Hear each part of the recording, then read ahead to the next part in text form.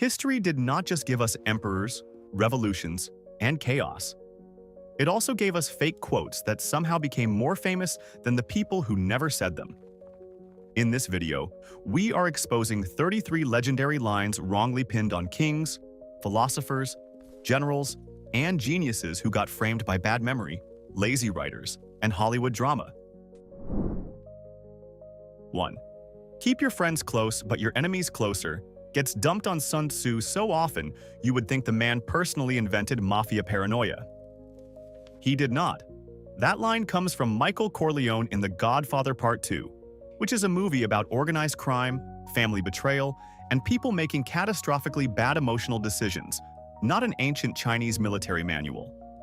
Sun Tzu did write The Art of War, and yes, he was deeply into strategy, deception, and understanding your enemy. That is exactly why the fake quote sticks so well. It sounds ancient, sharp, and vaguely dangerous, like something you would whisper before poisoning a rival kingdom's wine supply. But no known classical Chinese source gives us that line. So this is not Sun Tzu. This is Hollywood in a fake beard pretending to be philosophy, and somehow everybody bought the costume. 2. Let them eat cake is one of history's favorite examples of a royal person sounding so detached from reality that she might as well have lived on the moon. The only problem is, Marie Antoinette almost certainly never said it. First, the original French phrase referred to brioche, which is rich bread, not a frosted birthday cake served by violin music and terrible timing. Second, versions of the story existed before she was even born, which is a fairly awkward detail when you are trying to blame her personally. Jean-Jacques Rousseau mentioned a similar line years earlier, probably as a generic example of elite cluelessness. By the time the French Revolution needed a glittering villain in silk and powder, the quote was ready for deployment. So Marie Antoinette got handed a line she did not write and then got charged emotional interest on it for centuries. History really said, "Congratulations, you are now the face of a sentence from the rumor clearance aisle." 3. Insanity is doing the same thing over and over and expecting different results. Gets pinned to Albert Einstein like a motivational poster, desperately trying to sound expensive. But there is no solid evidence he ever said it, wrote it, or casually dropped it while ruining everyone else's understanding of physics. Einstein was a theoretical physicist, not a self-help guru in a sweater vest selling wisdom by the calendar page. The quote became popular because it sounds smart, compact, and mildly judgmental, which is exactly the kind of sentence people love attaching to certified geniuses. Similar ideas appeared in recovery culture, self-improvement language, and later publications long after Einstein became shorthand for very smart person with messy hair. So no, this was not a revelation from the father of relativity. It was culture manufacturing fake wisdom in bulk and then stapling Einstein's face onto the packaging. Basically, a fake quote got a Nobel-adjacent glow-up. 4. Simplicity is the ultimate sophistication. Feels so perfectly Leonardo da Vinci that you can almost imagine it scribbled next to a flying machine sketch in elegant ink. Except it was not.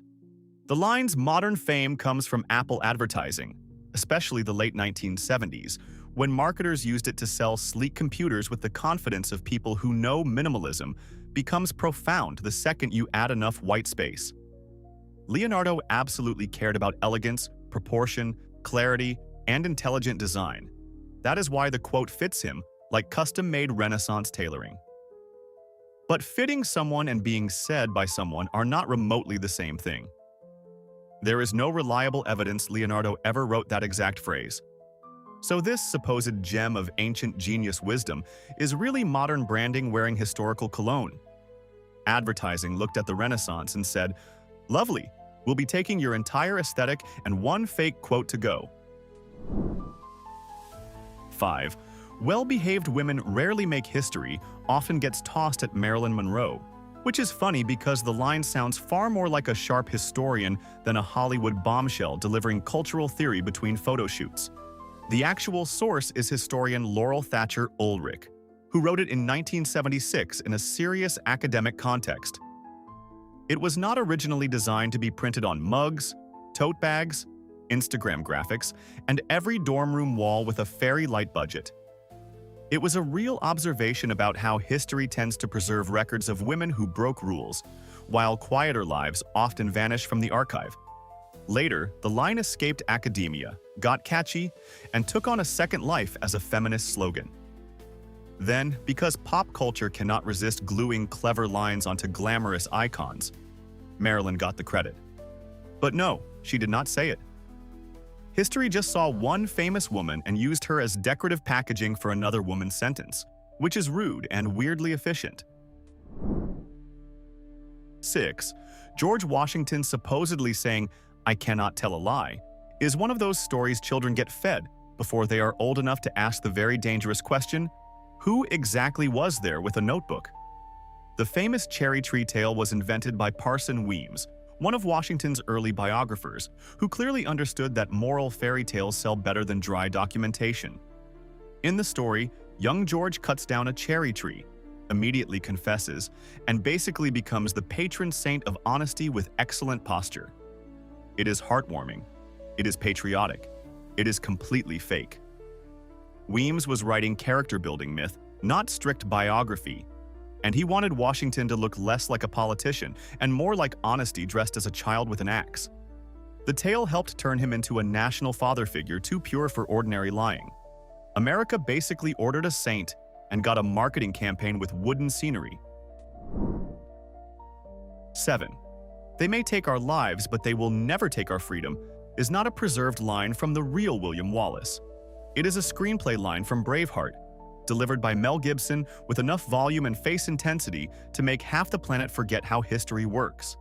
The actual Wallace did not leave behind a verified heroic speech that sounds custom-built for trailers, goosebumps, and slow-motion cavalry shots. That line was written by modern screenwriters who understood one crucial law of cinema. If you give a rebel horse, mud, and one unforgettable sentence, accuracy becomes decorative. Wallace was real, the wars were real, and the Scottish struggle against English domination was very real. But that specific quote is pure Hollywood steel, forged in the factory of emotional manipulation. It is basically cinematic energy drink poured into medieval armor. History took one look and quietly lost the argument. 8. Be the change you wish to see in the world. Is Gandhi, in the same way powdered soup is technically a meal. It is loosely connected to the original ingredients, but it is still a heavily processed version of a more complex thing. Gandhi expressed related ideas about moral example, self-discipline, and the connection between personal conduct and wider social transformation. The problem is that the modern quote flattens a layered political and spiritual worldview into something that sounds like advice from a tasteful notebook next to a scented candle. It is catchy because it is short, flattering, and makes you feel world-changing while still wearing sweatpants.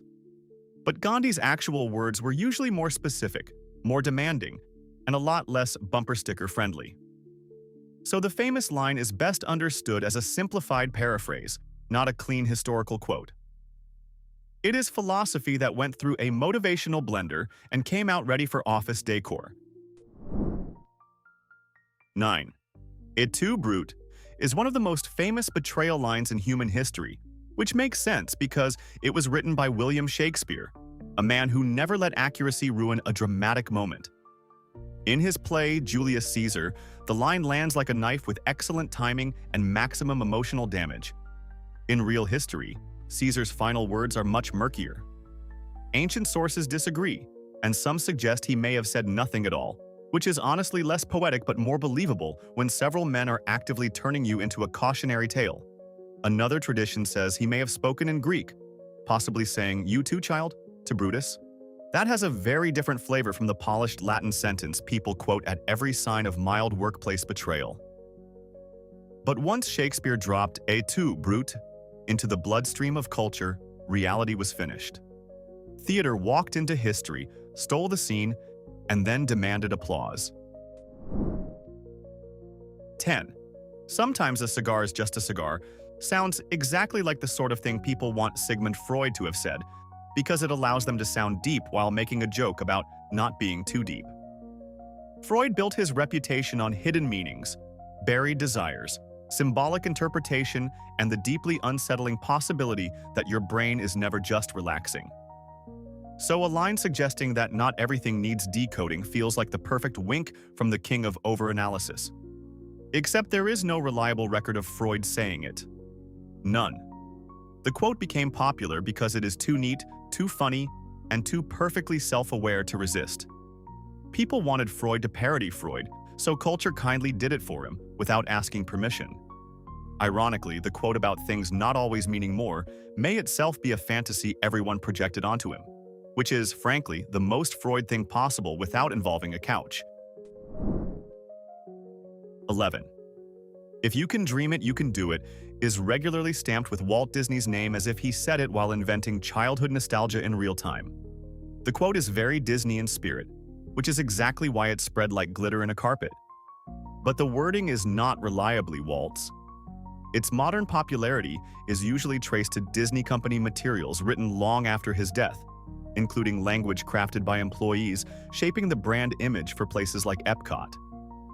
Walt Disney did speak often about imagination, ambition, persistence, and turning ideas into reality. That part is real. But the polished quote people know today looks more like corporate inspirational language than a spontaneous sentence from the founder himself. So the company became so good at sounding like Walt that eventually people stopped asking whether Walt had ever actually said any of it. Brand voice basically dressed up as the man and nobody checked the ID. 12. I disapprove of what you say, but I will defend to the death your right to say it, is one of the most famous lines attached to Voltaire, which is awkward because Voltaire did not say it. The sentence was written in 1906 by Evelyn Beatrice Hall, one of his biographers, who was summarizing his attitude toward free speech, not quoting him directly. She later clarified that point, but by then the line had already escaped into the wild, wearing Voltaire's name tag, like it belonged there. It stuck because it captures the Enlightenment ideal people wanted him to embody: sharp, principled, elegant, and faintly superior. The trouble is that summary and quotation are not the same thing, even when the summary sounds annoyingly perfect. So what millions remember as a direct line from a philosophical giant is really a historian's paraphrase that achieved celebrity status by accident. This is basically the quote equivalent of identity theft, but with powdered wigs. 13. Before you embark on a journey of revenge, dig 2 graves gets assigned to Confucius because apparently every stern sentence involving wisdom, morality, or emotional damage gets immediately deported to ancient China. But there is no reliable Confucian source for this quote, and it does not especially fit his teachings. Confucius focused on virtue, social harmony, proper conduct, and moral cultivation, not on delivering revenge advice that sounds like a poster in the waiting room of a very dramatic swordsman. Variants of the saying are often treated as later proverbs, frequently linked in the West to Japanese proverbial tradition, though the exact origin is slippery. The point is simple: it is not Confucius. People just heard an old-sounding warning with philosophical seasoning and thought, yes, let us hand this to the ancient guy everyone vaguely remembers from school. History's attribution system sometimes works like a drunk librarian throwing books at random shelves. 14. We are not amused is the quote that turned Queen Victoria into the global mascot of royal disapproval. It is concise, icy, and so magnificently humorless that people practically want to believe she said it between sips of imperial tea. But the evidence is weak, and Victoria herself reportedly denied ever using it. There are stories that she may have said something similar in a specific court setting, yet the famous line as a general catchphrase looks more like a later invention built from her stiff public image. And that image was powerful. Victoria came to symbolize restraint, seriousness, decorum, and the kind of emotional posture that could probably curdle milk at 20 feet. So Britain kept repeating the line until it fossilized into folklore. In other words, a woman stereotyped as severe got handed the severest sentence available, and the myth practically wrote itself in a black morning dress. 15. The coldest winter I ever spent was a summer in San Francisco. is one of those lines that sounds so polished and grumpy that people immediately throw it onto Mark Twain's pile. But there is no solid evidence that he wrote it, said it, or sighed it into existence while wrapped in a blanket near the bay. Variations of the joke showed up in print after Twain's lifetime, which is usually a hint that historical certainty should maybe sit this one out. Twain gets blamed because he has become the universal donation bin for witty American sarcasm. If a sentence is clever, dry, and sounds like it was delivered with one eyebrow raised and one drink in hand, somebody eventually gives it to him. The real author may remain uncertain, but Twain is not a reliable source for this one. At this point, being funny within 50 feet of American literature is enough to get accidentally adopted by Mark Twain. 16. The death of one man is a tragedy. The death of millions is a statistic, is commonly pinned on Joseph Stalin, because the line is cold enough to refrigerate the room and people assume only a dictator could say something that bleak with a straight face. But the attribution is shaky. Similar wording appears in other 20th century contexts, including lines associated with German writers and satirists, rather than in a solid Stalin source. That does not make Stalin misunderstood. It just means reality already did more than enough without needing a fake quote for bonus villain points. The line survives because it captures a terrifying truth about how scale turns suffering abstract and how numbers can anesthetize moral horror. So attaching it to Stalin may be emotionally satisfying, but historically it looks more like convenience than proof. Even monsters get fake dialogue when history decides the real record is not dramatic enough, which is a disturbingly ambitious level of overkill. 17. In the end, it's not the years in your life that count. It's the life in your years, is one of those Abraham Lincoln quotes that appears anywhere people need wisdom without friction. There is just one tiny problem. Lincoln never said it. The line seems to have gained traction through a 1947 promotional brochure tied to a company selling books about Lincoln, which is an impressively shameless way to manufacture gravitas. It sounds Lincoln-esque because it is moral, balanced, solemn, and polished enough to feel comfortable carved into marble. But it does not appear in his speeches, letters, or recorded remarks. So what happened here is beautifully absurd. A commercial publication effectively hired a dead president as unpaid copywriting support. American Memory really looked at a sales pitch and said, yes, this belongs in the National Wisdom Vault. 18. Gordon Gekko's line is not simply, greed is good. That is the snack-size version people ripped out of context because society loves reducing moral rot into catchy wallpaper. The real quote from Wall Street is, greed, for lack of a better word, is good, followed by a longer argument about greed, supposedly revealing the essence of evolution and entrepreneurial energy. That missing phrasing matters because it turns the line from blunt slogan into polished corporate snake speech delivered by a man who could probably weaponize a necktie. Over time, everyone trimmed it down to the most explosive two words because subtlety was apparently not invited. The shorter version then became a catchphrase for an entire era obsessed with money, surfaces, and enormous confidence. So yes, the quote is real-ish, but the famous version is a cropped mutation optimized for maximum cultural mischief. It is the verbal equivalent of taking a whole speech and turning it into a villain sticker. 19. And yet it moves, is the line Galileo supposedly muttered after being forced to recant the idea that Earth moves around the sun. It is perfect, suspiciously perfect. A defiant old scientist, crushed by religious authority, still sneaking out one last truth under his breath like history's sassiest astronomer.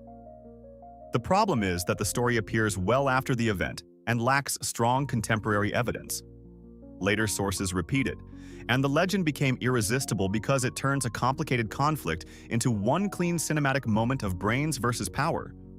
Galileo's real life was messier, more political, and a lot less arranged, like a movie ending with dramatic lighting. He did defend heliocentrism, and he was tried by the Inquisition. That part is real. But the famous final whisper probably belongs more to romantic storytelling than to the verified record. Even science history apparently cannot resist giving itself a cool exit line. 20. "You can never cross the ocean unless you have the courage to lose sight of the shore," gets shoved onto Christopher Columbus because apparently any sentence containing water, courage, and ambition must belong to a man with a boat. It does not. The quote is usually traced to André Gide, a 20th century French writer, which is an entirely different century, language, and emotional wardrobe from Columbus. Columbus was not a motivational speaker for leadership conferences. He was a 15th century navigator whose voyages are tied to exploration, imperial ambition, brutal colonization, and the beginning of catastrophic change for millions. The line survives under his name because it is poetic, uplifting, and wonderfully convenient if you want exploration without moral baggage. That makes it excellent for posters and terrible for history. So no, Columbus did not give the world this polished nugget of courage.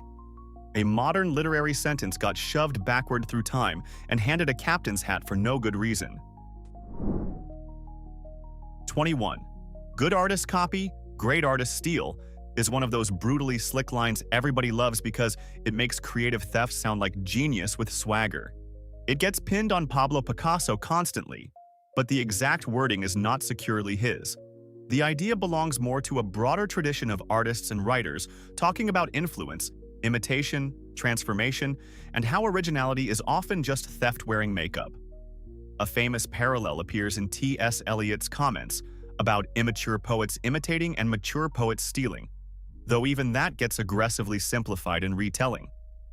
Picasso may have expressed ideas in the same neighborhood, but the polished quote people repeat today looks more like a later mashup than a clean citation. Of course, it stuck to Picasso because if anyone seemed chaotic enough to say something gloriously shameless about artistic theft, it would be the man detonating traditional art from the inside. Culture basically built him a quote that matched the eyebrows. 22. "I am not afraid, I was born to do this" is regularly attributed to Joan of Arc because it sounds fierce, cinematic, and perfectly engineered for inspirational graphics with steel, fire, and impossible levels of confidence. But it is not a historical quote from Joan. It is a modern paraphrase, a cleaned-up motivational remix built from the broad spirit people want her to represent.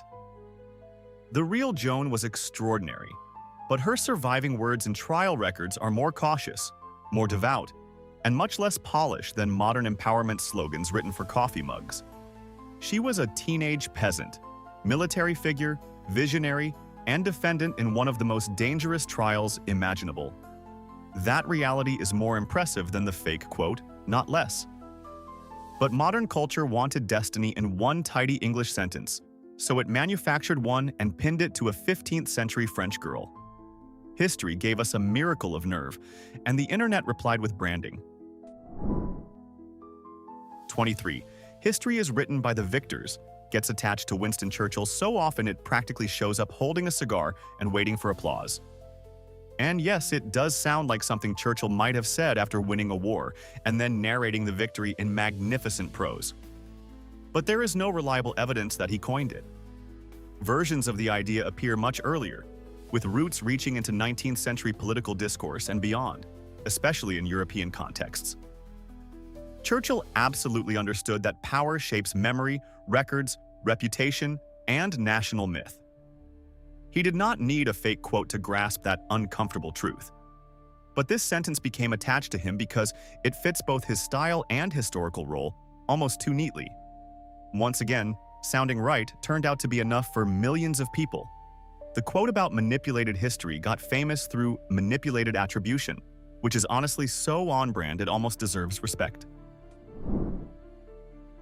24. A penny saved is a penny earned sits in the public imagination as classic Benjamin Franklin wisdom, which is almost correct in the most irritating possible way. Franklin did write something similar, but not that exact line. In Poor Richard's Almanac, he used wording closer to "a penny saved is 2 pence clear," which actually makes more sense if you stop and let arithmetic into the room. If you avoid spending money, you keep value in hand and do not have to replace it later. The modern version trims that logic into a neat slogan, but it also turns the math a little mushy. Saving a penny is not literally identical to earning one, even if the general message still works for parents trying to explain thrift. So Franklin gets partial credit for the idea, but not for the famous wording. The original was smarter, clunkier, and therefore obviously doomed in the age of catchy nonsense. 25. A woman's best weapon is poison is one of those lines people attach to Lucrezia Borgia because history has always been disturbingly eager to turn powerful women into glamorous nightmares. The quote, however, is not hers. It gained traction through later literary and theatrical portrayals, especially 19th century works like Victor Hugo's Lucrece Borgia, which leaned hard into scandal, intrigue, and the whole deadly woman with a hidden vial package. By then, Lucretia's reputation had already been soaked for centuries in rumors about poison, murder, and depravity, many of them politically useful and wildly exaggerated. So writers found an irresistible villainess and decorated her accordingly.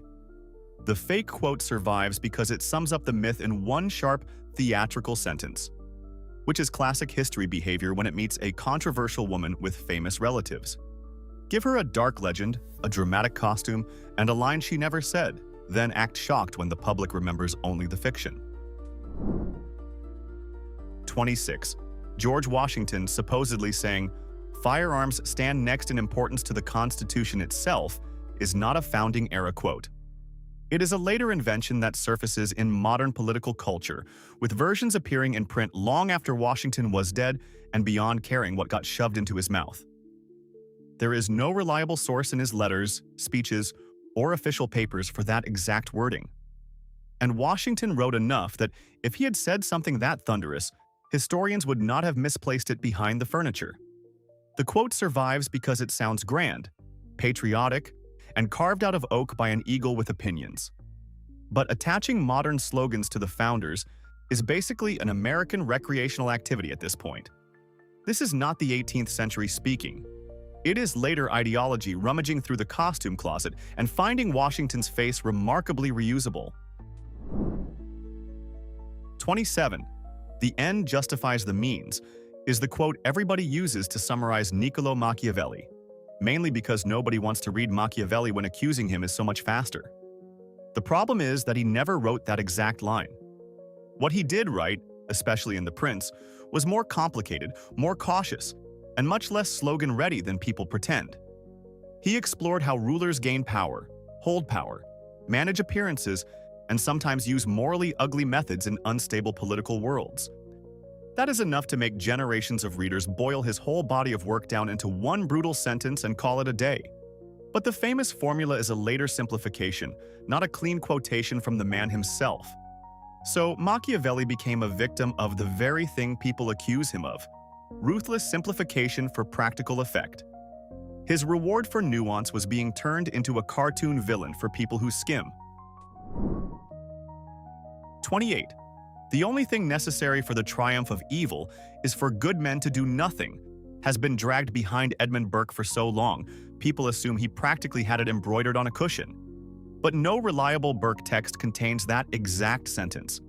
He did express related ideas about public duty, civic responsibility, and the danger of passivity, which is probably how the myth got enough oxygen to survive.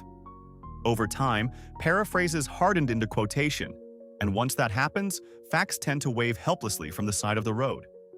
The sentence endures because it is forceful, morally satisfying, and incredibly useful whenever you want to shame apathy without needing a longer argument. So the spirit may be Burke adjacent, but the wording is not his. History took a general principle, put it in a tuxedo, and introduced it as a direct quote with entirely undeserved confidence. 29. Cowards die many times before their deaths. The valiant never taste of death but once sounds ancient, noble, and magnificently theatrical. That is because it is Shakespeare doing Shakespeare things, which mostly means taking history and injecting it with dangerous amounts of poetry. The line comes from Julius Caesar, where Caesar says it in the play before his assassination. There is no evidence the real Caesar ever spoke those words, or anything remotely that polished, while trying not to get politically disassembled by his fellow Romans. Shakespeare turned historical figures into unforgettable speech machines, which is brilliant for drama and a disaster for, quote, accuracy. Once the line entered popular culture, people stopped caring who wrote it, because Caesar's name was already on the poster. The result is classic confusion. Stage dialogue promoted into fake documentary evidence by sheer charisma. Apparently, if it sounds immortal enough, everybody forgets to ask who actually held the pen. 30. That government is best which governs least is regularly assigned to Thomas Jefferson because Americans enjoy attaching neat anti-government lines to founding fathers like decorative magnets on a historical refrigerator. But the phrase is not securely Jefferson's. Its best-known early form is associated with Henry David Thoreau, especially through civil disobedience. And even there, the idea echoes older political language already floating around.